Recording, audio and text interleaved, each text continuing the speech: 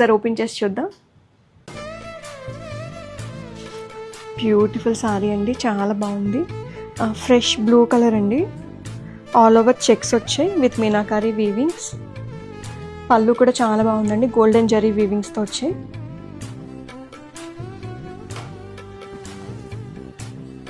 Blouse plain blouse వచ్చి border వచ్చింది. Peach colour sorry అండి, కలర్ చాలా బాగుంది.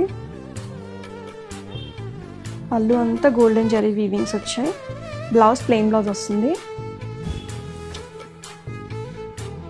లావెండర్ షేడ్ అండి ఇది. ఈ కలర్ కూడా చాలా బాగా కనిపిస్తుంది.